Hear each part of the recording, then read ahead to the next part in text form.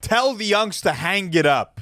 Get that shit off of the airwaves. No one wants to listen to that in 2025. These are some of the things that we hear when it comes to old rappers putting out albums, putting out new songs in 2025. And people are under the impression that hip-hop is a young man's game, but there's certain facts and arguments that we're going to make in this video that go against that statement. Starting off with this first fact, which is really interesting. If you look at this graph chart here, the average age of a rap artist with a #1 album on the Billboard 200 chart in 2024 was 36 years old. That's ridiculous. Which was an all-time high. Over 30 years ago in 1992, the age was 18 years old, an all-time low. And you can see that it's fluctuated over time, but it's definitely gotten older and older. And what's interesting is that ageism has always existed even within hip-hop, coming from the rappers themselves. Look at Eminem on Nail in the Coffin in 2002. Nobody wants to hear their grandfather rap. Now, he's a grandfather rapping. Then we have The Game on It's Okay.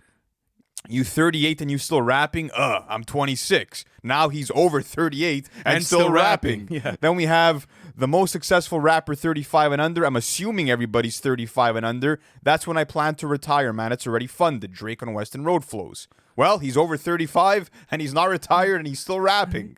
Next up. Let's leave all the beef into 50. You're pushing 50. MGK on Rap Devil. So using his age as a diss, again, you only find this in hip-hop. After that, yo, old guy's time is coming. TikTok, that was Corday on the song Old. So let me ask you this, all right? These lyrics have been taken over the course of a couple different decades, whatever the case may be. Yeah. Currently, do you feel like ageism exists within hip-hop, and should it?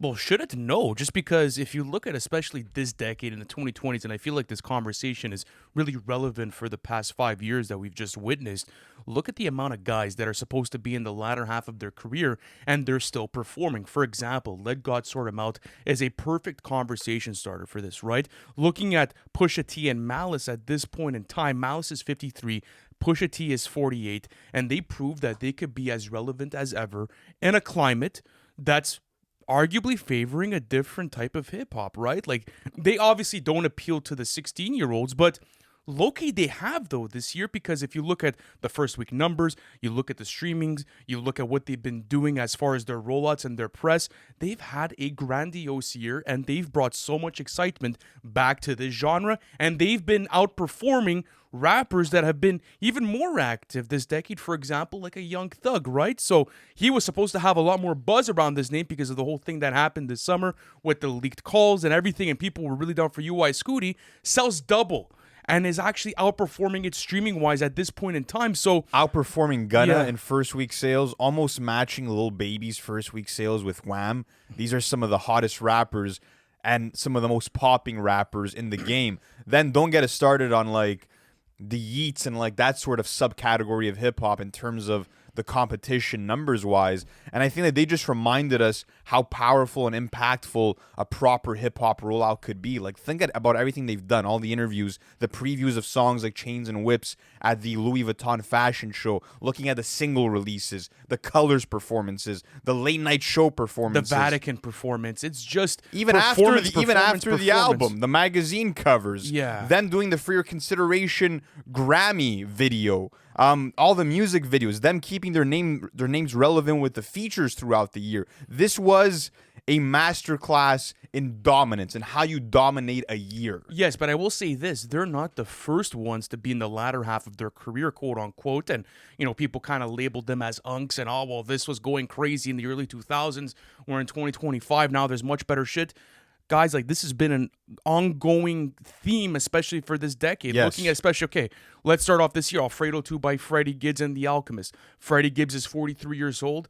He's releasing some of the best hip-hop albums of his entire life. You look at example Mobb Deep, their first posthumous album ever with Infinite. One of the best hip-hop albums this year is coming from these guys that have set the foundation for hip-hop back in the late 80s, early 90s. It's absolutely literally ridiculous. Their best album since Murder Music 20 years ago. My goodness, and Havoc is 51 years old. Yeah. Looking at Nas with King's Disease 1, 2, and 3, and the Magic installments. Nas is currently 49. No, he was 49 around the time of those albums, when he released them. Then after that, looking at the auditorium by Common and Pete Rock. Grammy-nominated album. and Common was 52 years old. Yep. The Run the Jewels run over the past years has been absolutely ridiculous. RTJ4 came out when Killer Mike was 45 and LP was 45 years old.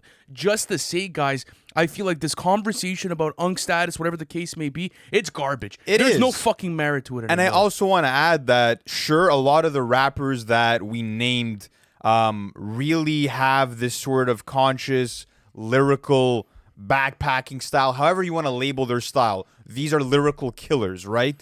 That being said, we're still seeing rappers in other lanes also thrive, like a Future, who was 40 years old when he dropped one of the biggest rap albums, Yes, one sir. of the biggest blockbusters of the 2020s, with We Don't Trust You. So this whole idea that hip-hop is a young man's game and that we should just let all the youngs hang it up and retire and we're in a completely different genre now, and it's not the case whatsoever. they're putting out the best music. That's it. Like, I feel like people kind of have to get out of the Reddit forums and like the Twitter threads, and they have to actually understand what's going on. Like, there's life outside of these micro communities that are making so much noise, bro, and saying like, okay, fuck this music. Like, how could you say fuck this music? It's what laid the foundation down for the genre. And when we did our video, I believe it was a couple of weeks ago on It's Never Been This Bad, when speaking about the mainstream, it was a very compelling video. There's a lot of people that agreed with us, and then there was people making the argument, well, look at these guys. You know, this is technically mainstream hip-hop, and they're fucking thriving, and you guys are right. There is a certain portion of mainstream hip-hop artists right now that are absolutely ripping it. Listen, they're not putting up 400,000 first week. I don't think anyone in the genre is low-key doing that right now, besides maybe Drake. But with that being said, there is definitely still a lot of anticipation for hip-hop, and it shows the wants and the needs of the community. So let me ask you this, okay? They're not going anywhere. They're still releasing some of the best and most celebrated albums of the year. And it's coming from people our age, Lou, that are in their 20s.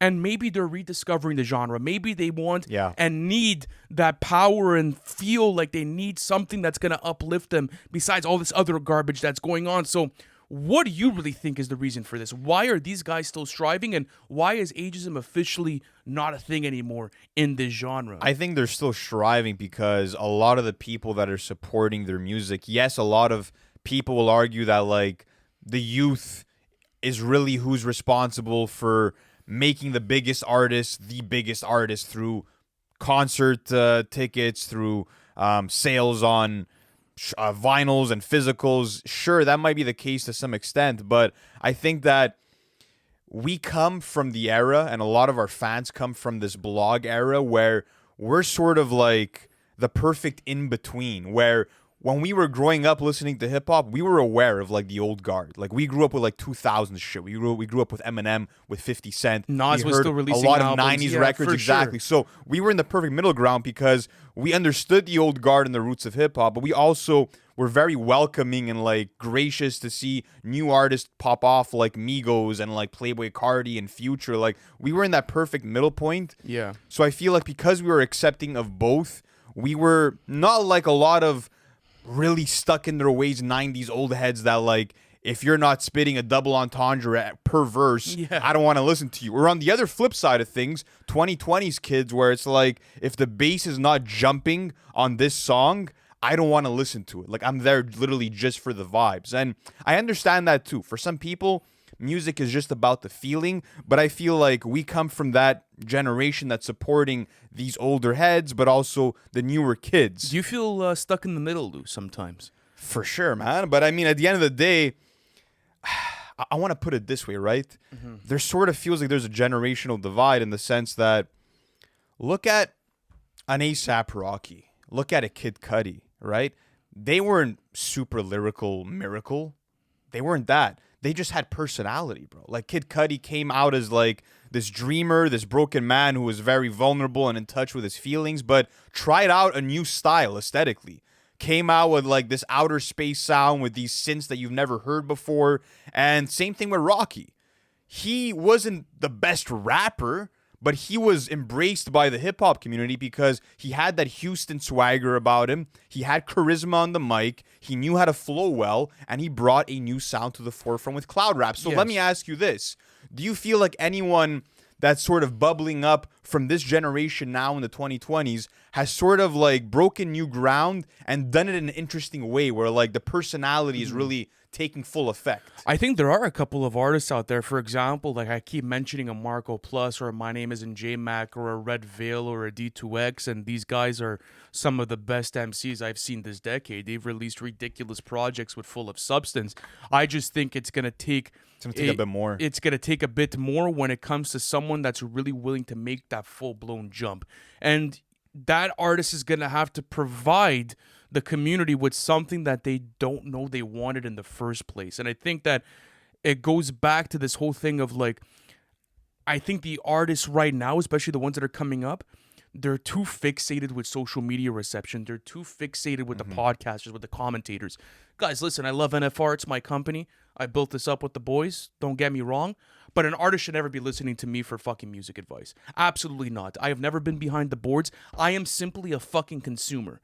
I am a consumer. I voice my opinion on the net. Whether you like it or not, that's up for you to decide. But this is a known fact. There are definitely artists out here, not only with NFR, but they're checking out for, let's say, their first week sales announcement on Academics' page. Or they want to go see what Plackboy Max or Aiden Ross is saying about the new album, or what Kai Cenat is saying about the new album on their streams. And that's what lets them dictate how they're going to take their next course of action, because they feel like, oh, well, listen, they must be fucking with it. They have millions of viewers in their streams. Well, that means I should conform it to it, and then after that, make that type of format. No, absolutely fucking not. Do you think Eminem was listening to Rolling Stone or XXL when he was making the Marshall Mathers LP? Do you think Future was listening to Anthony Fantana when he was making DS2? No, it's simply, I think that's a big problem too in this generation, where it's like the podcasters and the content creators have too much of a stronghold on this genre, and I think the artist should take it back. Go in and make what the fuck you want, and don't be afraid of the algorithm.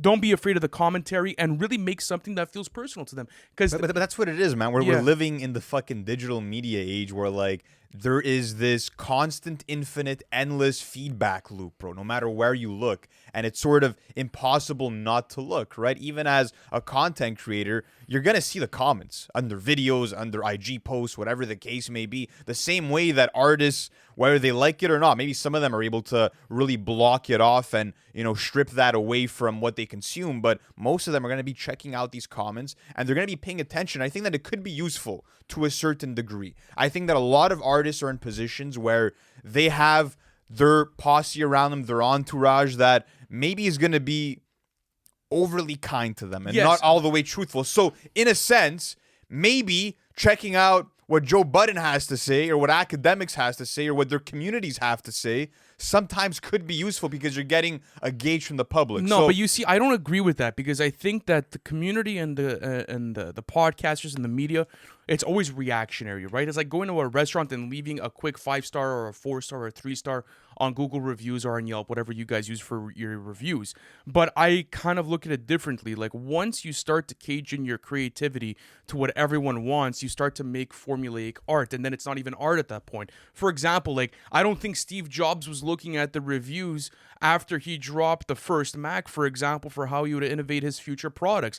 His motto was always, I'm going to create product that feels fresh and new, and I'm going to change the game every single time I do so, and I don't give a fuck what the consumer wants. I'm going to give them what they want, and they don't even fucking know it. And I think that's what art is, and I think that's why these hip-hop artists that are dropping these albums, for example, like an Infinite, or for example, like a Let God Sort 'Em Out, this is their recipe. They don't give a fuck if Anta or Lou from NFR are going to say, well, I didn't like this track on it. It's fire. It's cool for the communication, and it's cool for the back What and I'm saying forth, is that there's still useful feedback that exists within absolutely. these comment sections. Example, first thing that comes to my mind, we had just recently put up a post about Travis Scott teasing a new album or new music that he's going to be putting out in the near future, and top comment was, he's got to get back in with Mike Dean. That's a useful fucking piece of advice. Whether Travis sees it under our post, his own post, whatever the case may be, I think that you shouldn't be like using this feedback loop as like a say all and be all of like, this is how I need to move forward.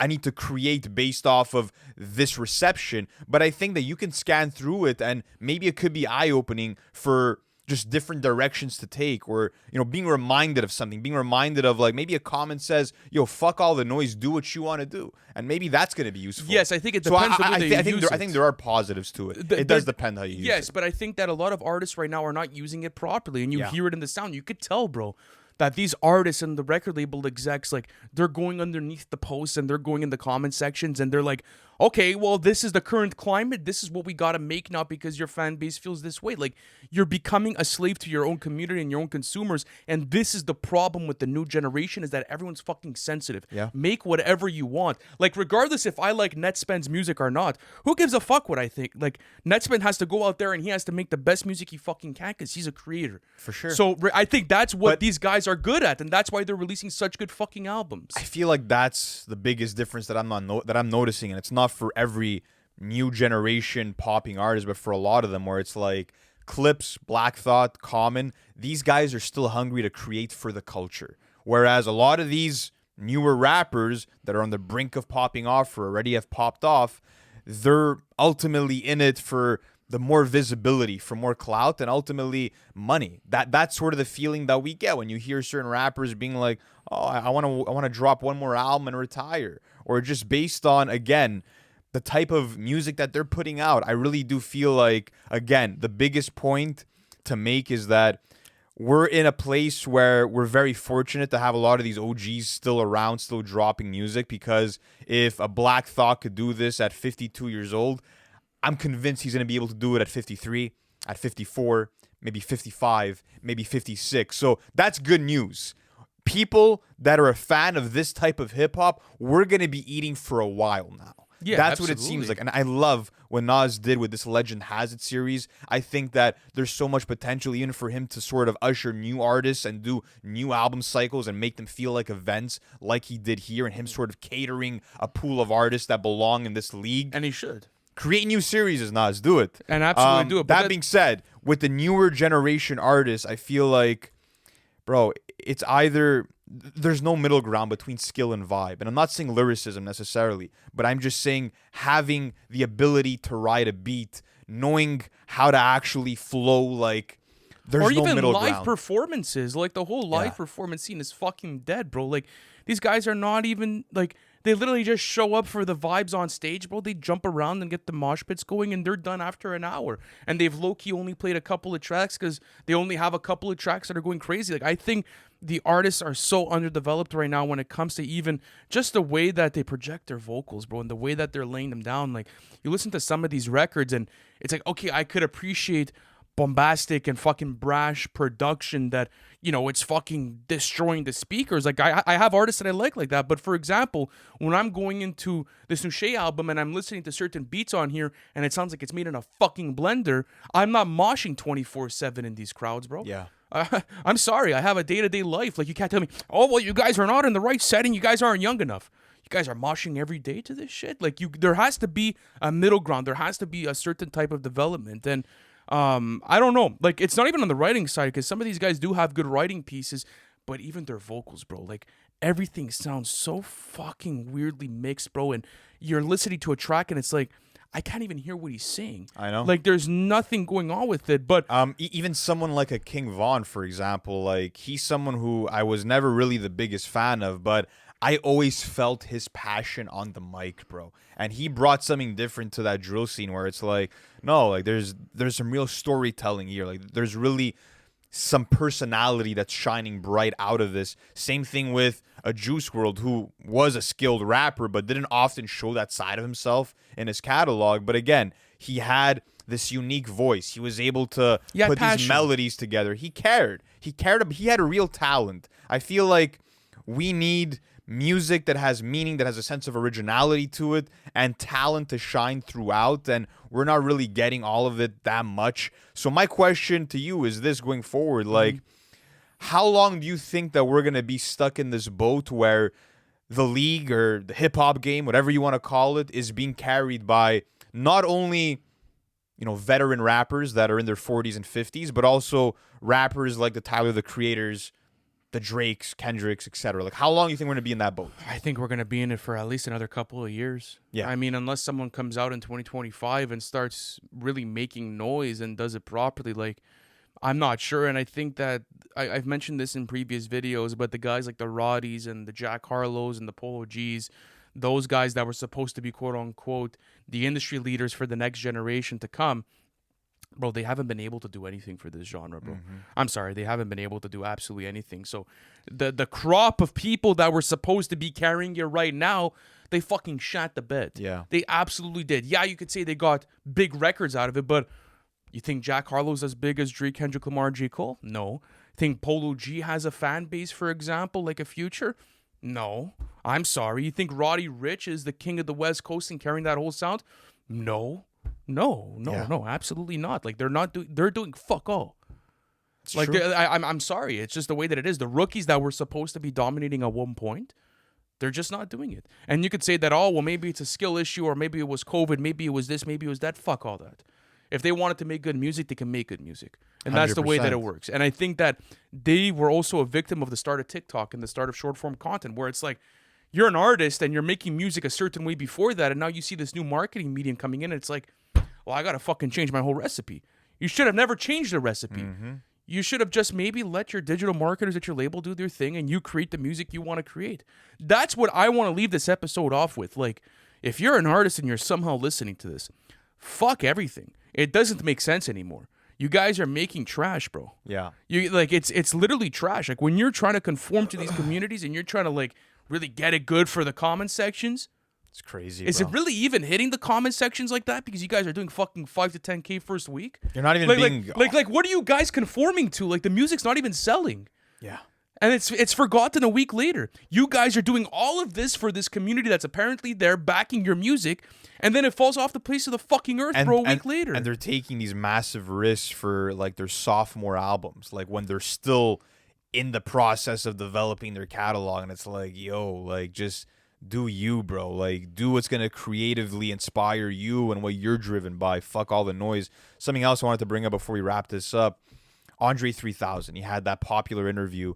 I think it was with Noisy. It could have been someone else. Yeah. That being said, he was talking about how, like, yo, I'm old. I don't really have much to rap about anymore. I don't think anyone wants to hear me rap about colonoscopies and all that kind of shit that I'm really living through on a day-to-day basis.